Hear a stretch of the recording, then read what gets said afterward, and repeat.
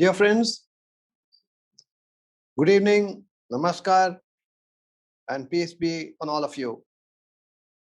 I am truly overwhelmed and highly pleased to have you all in this session this Sunday evening. Sunday evening is a time of lazing around and a time when you would like to spend your precious moments with your family members, and a time when you generally don't like to get disturbed either.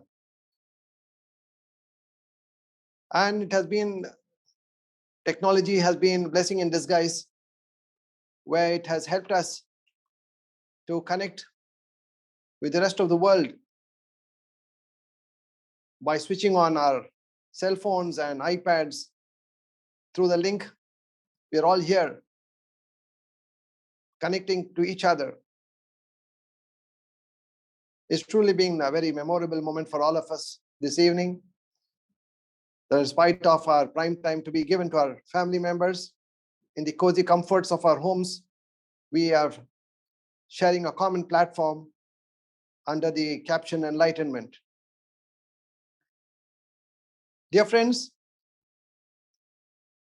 it has been working in my mind for a while that we've been going through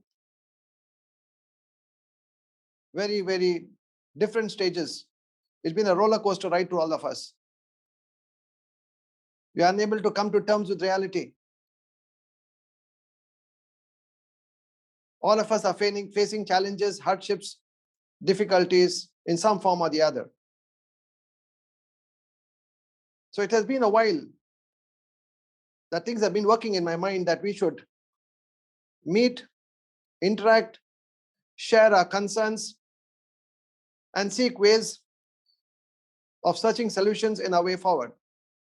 I'm sure you'll all agree to me with this, though I do not want to begin this program on a pessimistic note, but at the same time, we've got an excellent opportunity to spend time with our family members as well.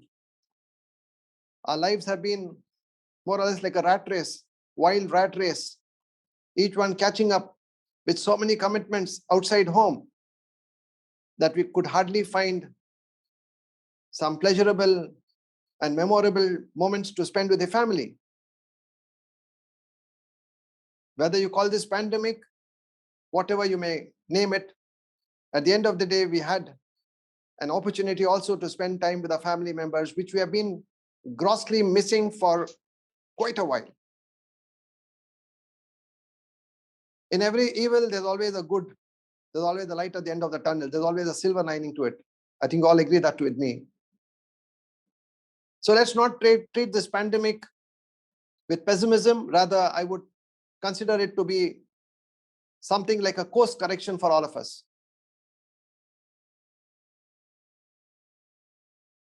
We've been running after something or the other. This is a time to pause. It's a time for us to really introspect. It's a time for us for doing some soul searching. It's a time for us to take some corrective measures in our journey of life. Our journey of life is truly very, very mysterious. What is going to happen the next moment, we are not aware. What is the future in store for us? None of us are aware. How many more moments will we be spending in this world? We are not aware. We are living in times of uncertainty. What the future holds for us, we do not know. But very, very important is we need to be optimistic in life. Let's hope for the best. As long as our intentions are pure, as long as our actions and deeds are beneficial to the people, as long as we are able to serve humanity in whatever capacity we can, and as long as we are good to our family members, give due respect to our elders, and love our little ones, particularly the children, Be good to the neighbors. Be compassionate and kind to our friends and relatives. And make a mark in the society serving their cause. I'm sure we have absolutely nothing to worry and feel anxious about. For these problems that we may undergo, we should all know that it's only a temporal phase. It's like dark clouds just passing by. They're not going to remain forever. But whoever makes the best use of the rain that comes down from these passing clouds are those which are going to benefit.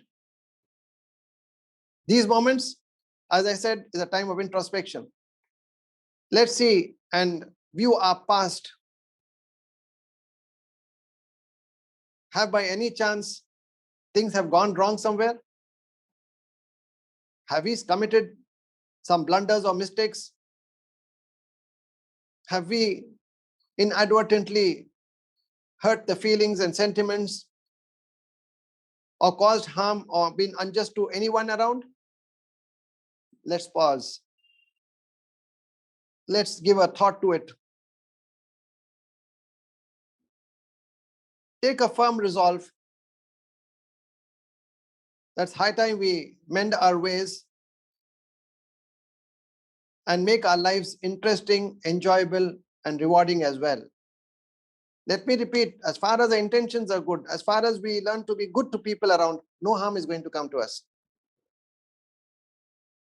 As the verdict goes, do not be unjust and you will not be treated unjustly. Let's learn to be good. Let's learn to be fair with everyone. Let's learn to be kind and compassionate and merciful to everyone around. What you give will always come back to you. And we need to do a lot of good without looking for returns. Returns will come by itself. Sometimes will come exponentially, much more than what we really did for anyone. And each one of us would have experienced this, I'm sure. It's your goodness, brothers and sisters, that you have joined and shared your evening time with this group called Enlightenment. We are not enlightened either. Neither at least let me admit and confess that I'm not an enlightened person. We're all in the journey of seeking enlightenment. And I do not believe in the concept of enlightenment in the form of a philosophical term, but it's something very realistic, I feel. What is enlightenment at the end of the day? Coming out from a state of darkness to a state of enlightenment, coming out from anxiety, pessimism to optimism and tranquility, coming out from a state of ambiguity to a state of clarity. While enlightenment, you are having a world of clarity without any attachments, without any preconceived attachments to ideas of people, place, and time. We will view life with more clarity, with more conviction, and we will have our journey in life proceeding with hope, with optimism, with clarity, and with enjoyment. We may have everything in the world: properties, a good job, an established business, a good family, a lot of friends and relatives around, healthy. But all these positions, whatever we may have, at the end of the day, gives us only temporal relief and enjoyment. But when we do good deeds to others and serve people, true contentment and happiness is only then that we derive. There's no second opinion to this. When you give a packet of food to a poor man down the street, the way he lifts, or that old lady lifts her hands, sometimes brings tears into their eyes, showing their thankfulness and gratitude towards you. That's what touches your heart. And that's what ultimately is what happiness that we derive when we give something to somebody. Even if that person would not lift the hands and thank you, but when that morsel of the first morsel of food reaches that hungry intestines and satisfied that pangs of hunger with a bottle of water when you give, and that quenches the thirst, it's that body organs inside that system that will pray for your goodness. And that's what ultimately we want. Just try it, and I'm sure all of you have tried, when you gave something to somebody, the kind of happiness you derived out of it. Is that available across the shelf in any grocery store or a supermarket? No. We have a lot of good things with us. But what's the fun in having things when you don't want to share it with others? You have money, share it with people. The more you give, the more you get. You have good ideas, share it. You have a good message, share it. The more you share, the more you're blessed. And if the whole world starts sharing the goodness and the good things that they have, this world itself will become a paradise for the people. What little we get itself, we draw so much of satisfaction. What if you start giving more? Give more time. Give much of your ideas. You have money, give a part of it to them. There's so many have-nots who are waiting down the street, but out of self-respect, self-esteem, modesty, sometimes they don't stretch out their hands before us. Let's be proactive, keep our eyes open and watch them closely and see what we can give it to them. For any problem, you have a solution, I have a solution, but whose solution is going to be taken is debatable, isn't it? Often our solutions are hypothetical in nature. You are not too sure about things, then where do we seek solutions from? We find people at loggerheads in any television channel, whether the panel discussion, they're loggerheads. They're unable to conclude and come to any solution. And media, of course, wants viewers, so it keeps pending. It said, okay, we'll look forward to another discussion like this. And that is how they promote. Of course, that's a different subject. We don't have to get into it. But we have a solution for everything, provided we approach through the right channel. Most of you in this program today will definitely accept my point that we believe in a supreme creator, a supreme being who has created this mysterious and wonderful universe. He's created you and I. When he has provided us everything for our physical existence without we asking for it, the sunlight, the energy, the air, the water, the agricultural produce which are found abundantly around us, our livelihood, our sustenance, and everything that we require for our basic needs of life have all been provided to all of us. Some more, some less. For some it's more, some is less. That's a different subject again. But we're all provided, we're all existing. And that supreme creator who has provided all these for our physical existence, would he deprive us of the needs for our spiritual existence as well? We all believe in something called a soul. Just as our physical bodies require nourishment, so also even the soul requires nourishment. And where does this nourishment come from? It comes from serving humanity. It comes from following the good things in life. It comes with cherishing values in life.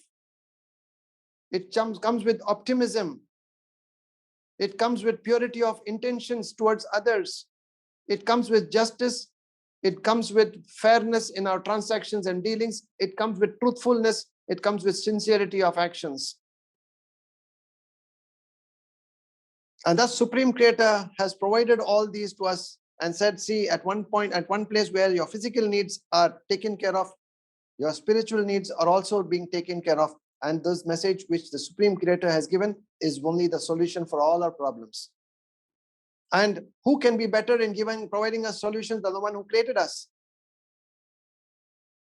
So now the larger questions that arise is, who am I first and foremost? Why have we come into this world? What is my purpose of life? Why has he sent me here in the first place? What do I do here? And I'm seeing so many passing away.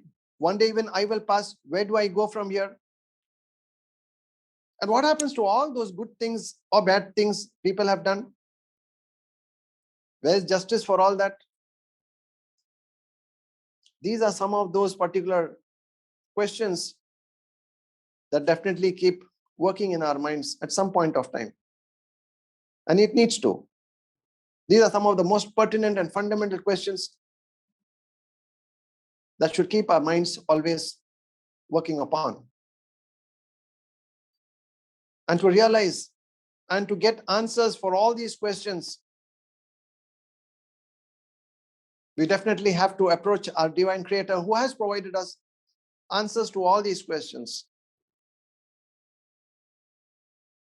As I said, we need to get into the right, hold on to the right channel and get all the informations which are most authentic in nature. Let me not be philosophical in my talk. Let it be very realistic.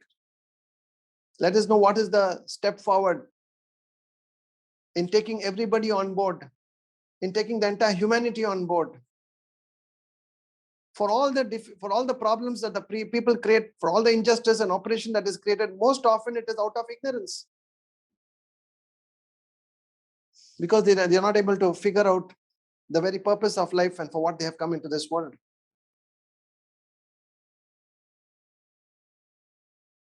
And if we only know that we have come into this world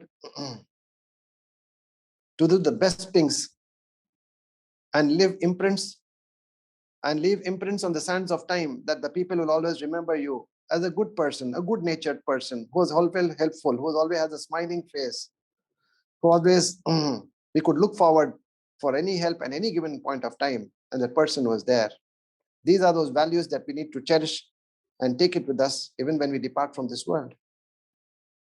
How beautiful this world will then become. And all that begins from the home front. Our goodness and love that we shower to our parents, to our brothers and sisters, to our wife and children, to our relatives, to our neighbors. These are true values that we need to really cherish. And then our entire thinking pattern will undergo a paradigm shift. Our enjoyment and pleasure that we will derive in life, even though we may come across a lot of difficulties in between, stress will never overtake us. So brothers and sisters, I do not want to give you a long conversation, but I've just touched upon certain things which have been working in my mind over a period of time. And we discussed this with my fellow friends and all that. Today, you have become part of that group. Let's have an inclusiveness between us. And let's all like-minded people who want to do something good, but unable to know where to start and how to take it forward. I'm sure these sessions will truly prove beneficial and enjoyable as well. If all the families also get together and join in these sessions, I'm sure we can take these baby steps and then take it on to the next level. Let's be very cordial in our approach. Let these programs be an enjoyable way of a Sunday evening where we like to have something interesting, which revives and re-energizes and revitalizes our system within our lives, within our bodies, to cherish and enjoy it. Let these moments and let these platforms and a program of this kind and these sessions prove to be really interesting. I look forward to seeing you in the following weeks on every Sunday.